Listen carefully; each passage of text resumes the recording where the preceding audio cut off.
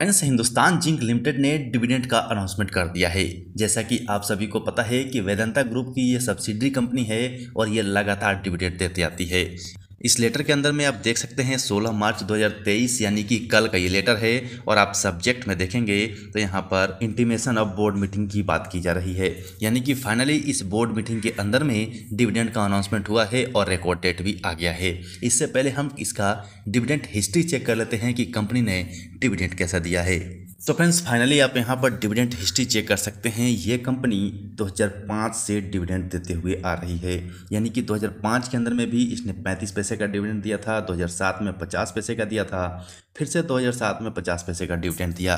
क्योंकि कंपनी का उस समय करेंट प्राइस बहुत कम था, फेस वैल्यू कम था, इसकी वजह से कम डिविडेंड देता था। ऐसे ही आप देख सकते हैं कि 2007 के अंदर में ही इसने ₹1.5 का डिविडेंड पे आउट किया, 2008 के अंदर में फिर से 50 पैसे का डिविडेंड दिया, 2009 के अंदर में 80 पैसे का दिया, लेकिन 2010 से इसने ₹1.20 डिविडेंड दिया और 2011 में ₹1 का दिया। फिर से 2011 के अंदर में ₹1.50 का डिविडेंड दिया, 2012 के अंदर में 2 बार डिविडेंड पे आउट किया जो ₹1.60 का था और ₹1.90 का था।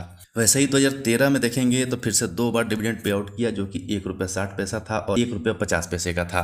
ये सही 2014 में आप देखेंगे तो 2014 में भी इसने 2 बार डिविडेंड पे आउट किया और 2015 के अंदर में भी 3 बार डिविडेंड पे आउट किया और 2016 में भी इसने 2 बार डिविडेंड पे आउट किया।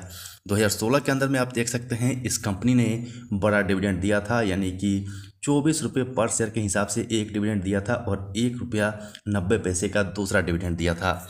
उसके बाद से आप 17 में देखेंगे तो फिर से 2 बार डिविडेंड पे आउट किया और 2017 के अंदर भी इसने ₹27.50 का और ₹2 का डिविडेंड पे आउट किया था। वैसे ही 2018 के अंदर भी आप देख सकते हैं कि पहला डिविडेंड इसने ₹6 का दिया और दूसरा डिविडेंड ₹20 का दिया था, यानी कि टोटली ₹26 का डिविडेंड इसने पे किया था।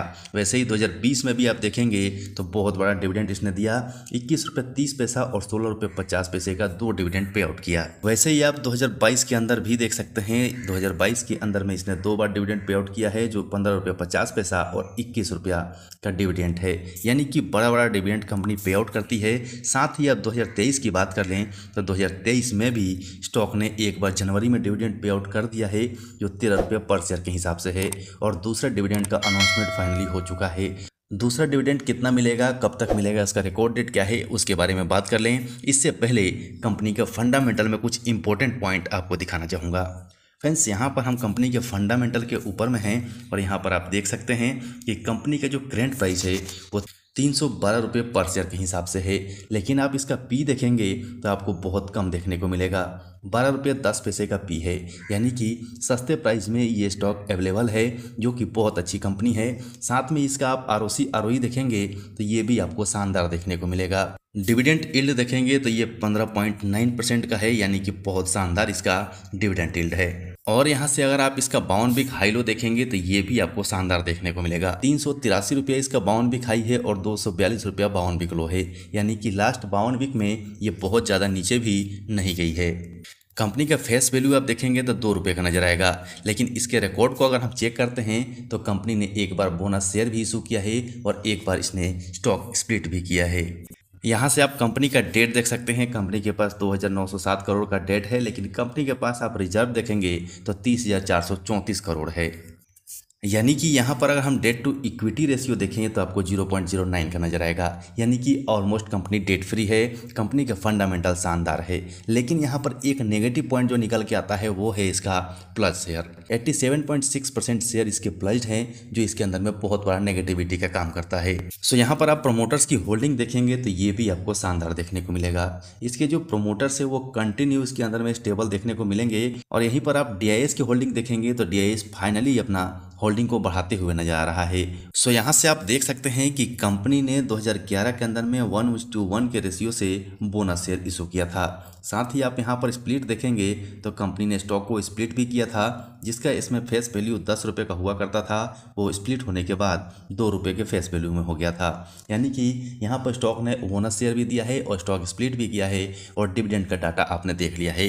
तो चलते हैं फटाफट से उस लेटर के ऊपर में और वहाँ से रिकॉर्ड डेट देख लेते हैं कि कंपनी का रिकॉर्ड डेट क्या है। सो फ्रेंड्स, फाइनली हम उस लेटर के ऊपर में हैं और यहाँ पर आप देख सकते हैं हम बात कर रहे हैं हिंदुस्तान जिंक की, जो कि वेदांता की सब्सिडरी कंपनी है। और इस लेटर के अंदर में आप देखेंगे तो आपको रिकॉर्ड डेट देखने को मिलेगा।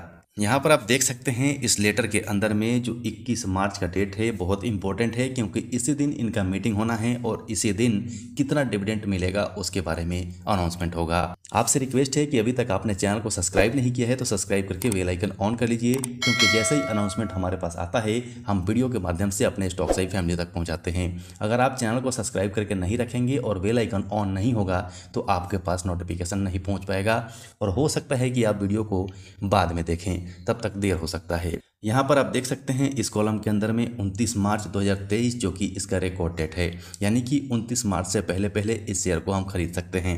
अब बात करें कि इस शेयर को अपने पोर्टफोलियो में रखना चाहिए या नहीं, तो अगर आप लॉन्ग टाइम के लिए इस स्टॉक को लेना चाहते हैं तो आप किसी भी लेवल पर ले सकते हैं, क्योंकि कंपनी अच्छे रिटर्न के साथ साथ डिविडेंड भी अच्छा खासा पे आउट करती है।